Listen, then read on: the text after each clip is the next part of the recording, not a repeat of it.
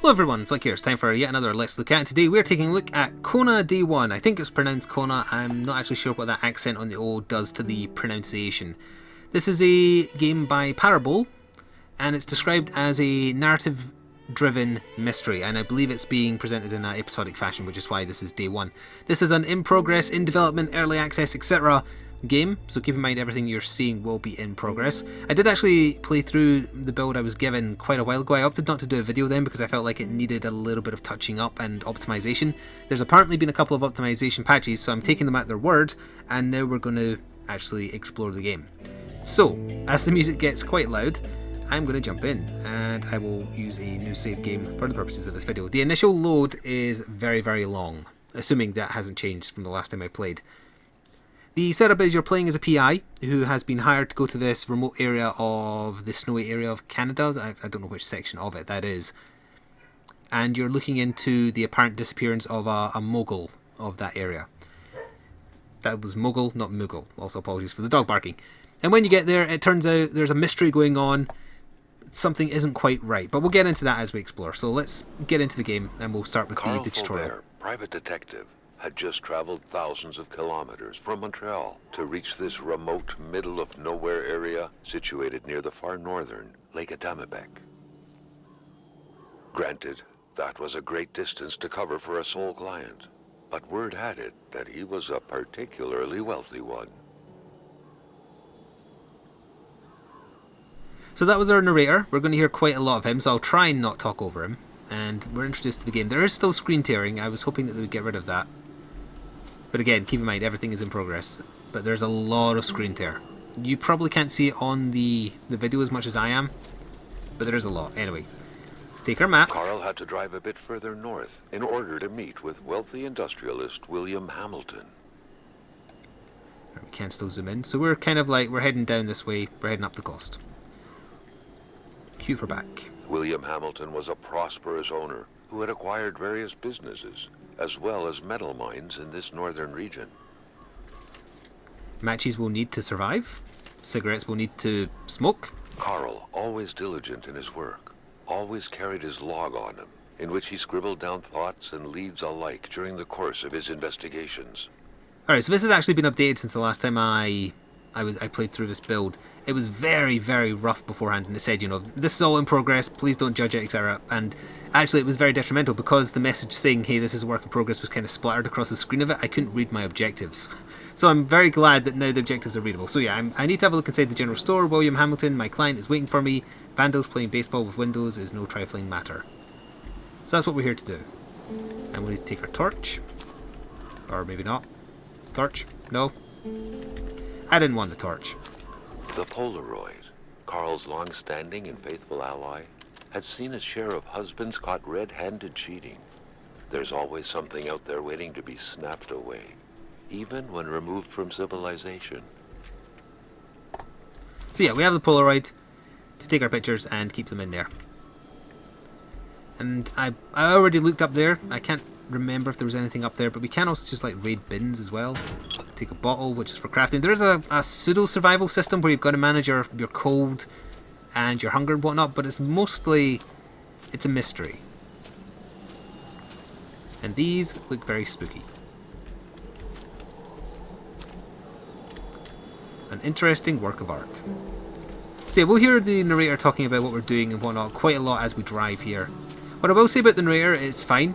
The delivery is fine, etc. He can never... Not knowing what lay on the other side of the bridge, needed to make sure he wasn't leaving anything behind. I do need the torch. He has a problem with tone. For Carl in the general store. Like, sometimes he seems to turn like jovial and tells little jokes, and that doesn't seem to fit the theme of the game to me. William Hamilton enjoyed a lavish country house. Got to check that we can pull out. I don't know how to drive, by the way. Not too far from here. So the lake we're wanting is 2 miles away. Also, let me just see if they have fixed a certain something. How do I pull up my map while I'm in the car again? I can't remember. There is a button for it. M for map? The local populace was divided when it came to the affluent man.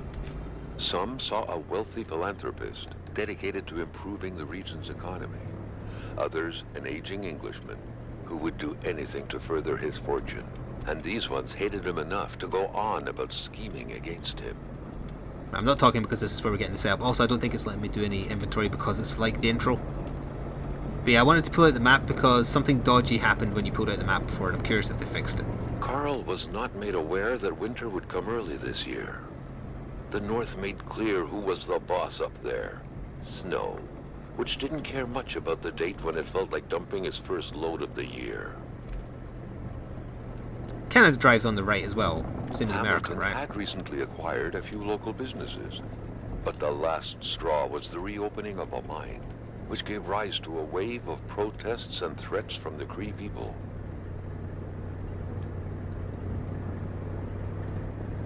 Can't see shit. Never drive in this, by the way. You'd be mad to. Given these circumstances, Carl reckoned that a good number of people must be feeling compelled to oppose Hamilton in one way or another. So far, only the industrialist's house had been a target, but soon enough, Carl thought, the target would become the man himself. Alright, there we are. We're getting into the right area now. Spanning several hectares of virgin forest blanketed in eternal snow, the Manistan region, comprised mostly of bellowing caribous and inviolate lakes, wasn't exactly touristic. It was said that its lands had harbored the Cree people for thousands of years. But since the Industrial Revolution, it seemed that all they harbored were metal mines. So there's a Very house you few can souls visit later. claimed the territory surrounding Lake Atamipek. It could barely be called a village, an enclave, or a settlement perhaps. Anything that illustrates middle of nowhereness bordering the backwoods of the Cree Kingdom. So there's a tree blocking the road, so here we are, we're going to have to pull in. Since 1941, the general store provided the populace with various goods that couldn't be plucked from nature itself. William Hamilton had recently taken over the place. In fact, the whole region was now his. So as you see on the left there's a little frost thing indicating that I'm somewhere where it's cold.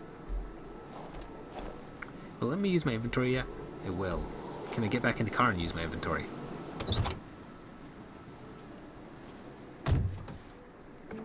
Your car warmed you up. It will. Alright, let's see. I want to just drive a little bit. Oh, I think they fixed it. Good! Yeah, the map went like absolutely crazy when you drove without before. Yeah, they fixed it. Good! I'm glad. It shows they are still working on it. I played through this originally about 2.5 weeks ago now. I think maybe even a bit longer than that. I didn't quite finish everything there was to do in it, but I got to the point where I knew what my objective was. It took me a little while to work that out. I stumbled around kind of lost for what I was supposed to be doing for quite a while. It didn't help that I couldn't fully read my objectives, I suppose. But yeah, I did about 3/4 of the objectives. Assuming it ends after you had to drive by do certain every week things. to fill the bottles. The fresh milk indicated a recent visit. So there is an element of that kind of like gone home thing where there's a ton of stuff to examine, but most of it isn't required. It's purely to build atmosphere. Whatever happened here, things got pretty rough, and not a trace of Hamilton. Good old sugar and caffeine. So, we can read this. Gilles Lachance, Carl recollected, was the general store's manager. Should Hamilton not be available, he was the man to talk to. Or what if Hamilton had moved up his appointment with his physician? So slightly spoilerific, but when I saw that, I think this is a Unity game. I pretty much assumed that in the open like this? it'd be very unlikely I'll ever see a that human careless? that I can actually talk to. And that seems to be the case outside of what I'll call apparitions, without going into too much detail. It isn't that the game has a spooky vibe necessarily, a little bit. It's more the monster in the woods type story, where there may or may not be a monster. Oh, this works now as well. This was broken when I tried it before as well. I can't remember the code to get in. You put a sale through for some value. Also, where's that music so I can turn it off? It's driving me mad. There we are. Yeah, stop. Yeah, there's hints that maybe a monster was summoned to wreak vengeance on the people here. Ah, there we are. Punch in the price, 2 numbers minimum, then press sale, then turn the crank 2 times. Right, I did not do this last time because it was broken, so let's see this. Let's do 3 and 5, sale, and then there we are. What is this? Let's read it. I don't understand the words I'm looking at. It may or may not have relevance. It's doing a save that I did it. Okay. And you've got some. Is that what your money looks like, Canada? I guess not, because this is set in the past. That's okay money, I suppose. So things will start taking a turn. I'm going to kind of I don't even know if I can call it the main story, but I'm going to beeline the main story of sorts a little bit just to show you a bit of the spookiness, because honestly when I first started playing this I spent like an hour, well not an hour, like half an hour walking around wondering like, okay, I'm exploring stuff but you haven't really given me enough direction. What am I supposed to be doing? Now I know, and we'll definitely take all those matches. Ah, this has actually changed as well. There was a spooky blue crystal here to lure you outside to learn more. There's wolves. Carl proudly remembered an essential fact of his Survival 101 class in the Army. Wolves won't approach crowded areas. Or was it about bears? Yeah, so this is where things look a little bit weird, because this is not natural. And as it's implying, you probably want to take a picture of it. Although I wouldn't have got that close, to be honest. I would have done it from far away. Carl was used to strange phenomena. Still. But a chunk of ice like this? As if an iceberg came out of the ground? That was a first. Yeah, so this is where things start getting a little weird. I might try and sequence break a little bit over how I did it before. We'll see. I'd like to show off the crafting a little bit. Where's the light? There it is. Okay. But to show off the crafting, I need to find stuff to craft. It sounded like an explosion had occurred in front of the store. Looking at the controls wouldn't make the lift budge.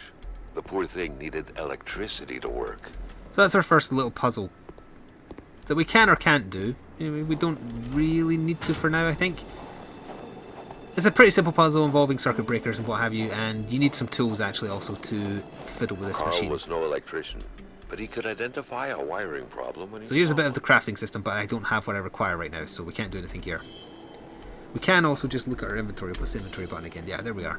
So there's our stats. They didn't really seem to bother me at all much as I was running around. There's our shortcut buttons for camera, torch, map, and notebook. You can also equip stuff. For example, you can find an axe, you can find a hammer, you can find a gun. There's also usable items, like cigarettes for instance, and special items, Polaroids, ammo, bottles, and fire starting stuff. You find a lot of locations that aren't hot, and you can heat them up by lighting their fires. So yeah, we're gonna go on a little adventure and follow the blue crystals and also the wolf tracks, and then we'll get a little bit of a taste of the weirdness that's kind of the underlying mystery of Kona Day One. Also, I'm going to steal this newspaper. Un accident insoluble. Accident indeed. We can sprint. So yeah, let's follow these and the wolf tracks. And we'll see some weird stuff happen that I'll just let you kind of interpret in your own way if you want. And it'll lead us to the start of the mystery. Right there. No wolf could have done that. Its gun is bent, in case you can't quite tell what that is. Carl wondered what the hell could that thing be. It looked like a man fossilized in ice. This is a man trapped in ice. Oh, I love the reflection. That wasn't like that before. That's great. And it's got a weird symbol on it, so let's press it and see what happens. All of a sudden, Carl felt like he was pulled inside a world of dreams. A cold, unknown dimension. Somehow, self-control was slipping from his grasp.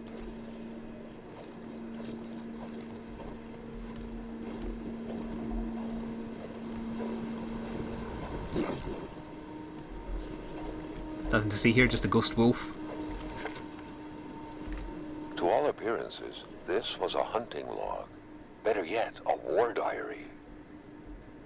Yeah, it's not about hunting wolves. The beast is getting closer to the villagers. It moves at night, bringing heavy snow and strong gusts of winds with it. I tracked it to no avail. I do not know the white man frozen in ice, but I do know this. It is the work of the beast. It attacks curdle the blood of its victims. White men know nothing of this force of nature. I touched the ice imprisoning the white man. I saw things. I do not understand them. So there is a kind of like native Canadian, I guess, twist to this. Mysticism and what have you. What could these engraved numbers mean? A Can't actually fresh quite read path that. suddenly appeared before Carl. I think it's 739. I guess the way I interpreted this is that we're going on like a spirit walk. That was the impression I got. Kind of showing us what happened in the moment.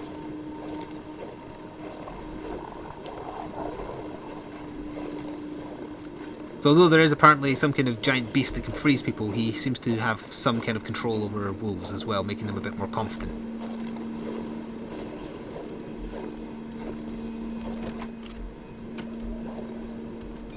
No, I didn't mean to close the door. Carl Oh, had there we are. that feeling you get when you immerse your frozen hands in hot water. What happened? Now at least he knew who the unfortunate man petrified in ice was. Gilles Lachance, the general store's manager himself. So, we have learned the fate of the store manager. He was frozen in ice by something. So if we look at the map here... Oh, actually, this is new as well. When I did this before, map locations didn't fill in, at least in the village area, until I'd found them. But that has changed now. So I don't actually know if you see the... I can't quite point, but... Oh, actually I can. Over there. I never went over there when I was playing before. So let's go that way and see what's over there. There was a couple of victims I didn't find. That's the part I didn't get. I think you've got to find all the victims and kind of not put their spirits at ease, but learn what happened to them. And if you do that, you get progress to the next area, or I assume the next episode. That was the gist I got when I played this before. And I did half them. And I actually couldn't find one in particular. One I couldn't work out how to solve, and one I just couldn't find. So now that the map is actually filled in with more locations as standard, we might be able to do that. So yeah, we'll take the left down here.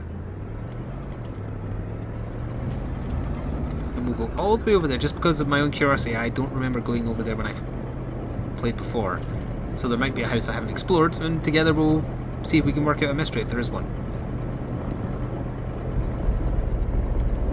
It does seem that the game does have that kind of mystic twist, so I don't think the monster's going to turn out to be like some guy in a costume. I think it does have a supernatural element. We don't want to go to the... Oh, it's not going to let me go that way? Oh yeah, this was blocked off before as well, so I guess maybe you can't go that way until you progress. Well, for the remainder of the video, there's a house over here. This is the doctor's house, which is where the guy was apparently going for his meeting.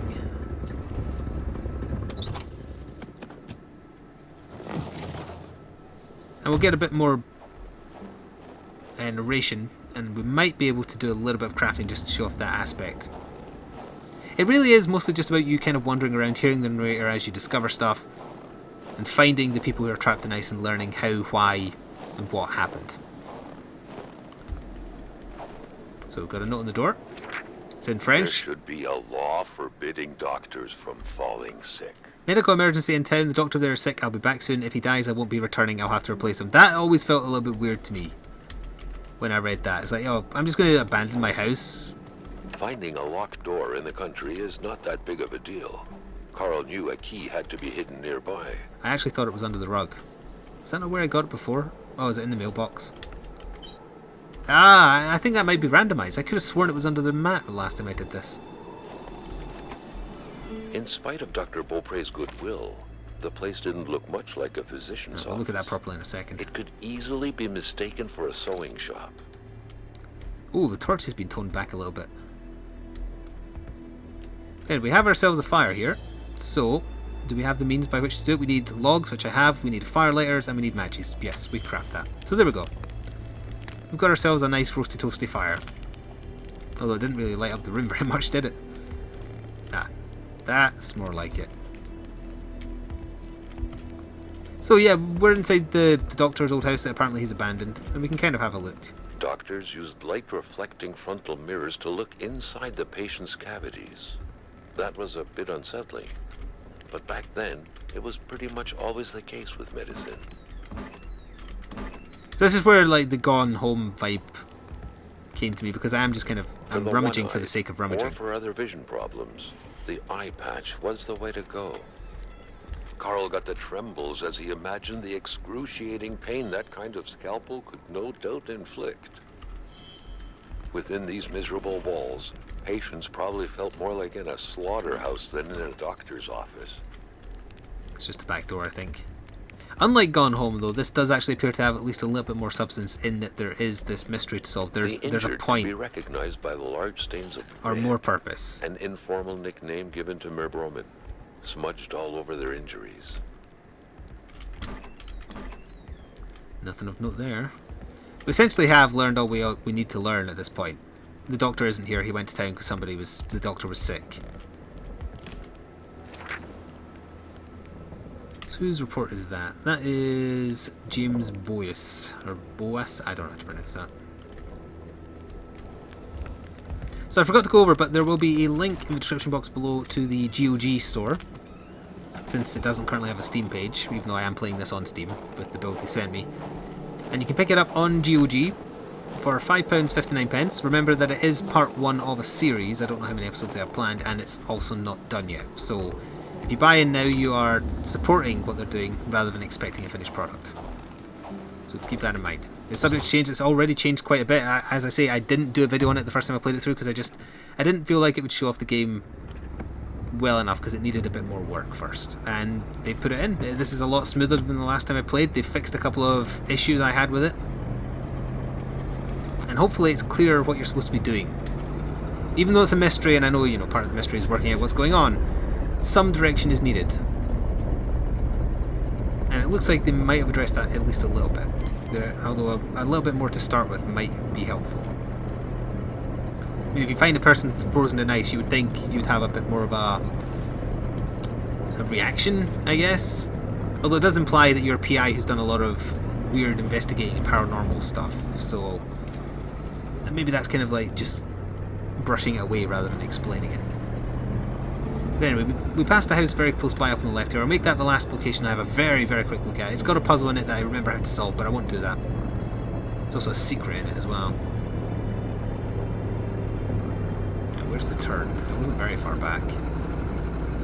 Here we are. The fence, right? Yep.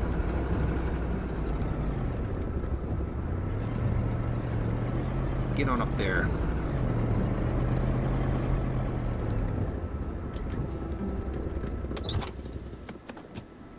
I like the animation for getting in and out of the car. It feels very natural, even though I've never done that. On the driver's side, anyway. Also, if we look at my notebook, so what's this telling me now? Because I never got a good read of these. Seems like Hamlin had a doctor's appointment. Perhaps it took longer than expected. The doctor's office is not too far away. See, I thought I already did that. Maybe I didn't check something in particular. The snowstorm proved too powerful a foe for the electric transformer. The village is plunged into darkness. In these faraway lands, though, there's always a way to fix things. Well, that I know how to do. Still can't believe what I laid my eyes on. A person imprisoned in unbreakable ice. If that's what they mean by Cold War, I want no part of it. What exactly could this phenomenon be? Still not a trace of the good doctor or Hamilton, nor another soul for that matter. The village seems deserted, even considering the magnate's undoubtedly eye-catching manner. Within the immensity of this forest, I'll be looking for a pine tree and a spruce plantation. See, that doesn't really help me. It was a nice, whimsical sentence, but it didn't really tell me what I should be doing. I guess putting the power back on, which is easy enough, once you get the pliers required. But as you can see, there's more weirdness beyond. The air was freezing, right down to the bone. Oh, the lights were on? I think they've lowered the general lighting to make it maybe a bit more spooky. Sadly, that is not enough to unfreeze this person. Carl deduced that the poor woman imprisoned in the ice was the wife of Gilles Lachance. Could cold alone do this? So there's more to see and do in this house. But I'm not going to show you that, because I don't think the episode is particularly long, especially if you stumble upon the frozen victims fairly quickly. I think I've shown enough. So this has been Kona Day One, a work in progress. There will be a link to the GOG store in the description box below if you want more information, including some customer reviews and what have you. Thanks very much for watching, and I shall see you next time. Ta for now.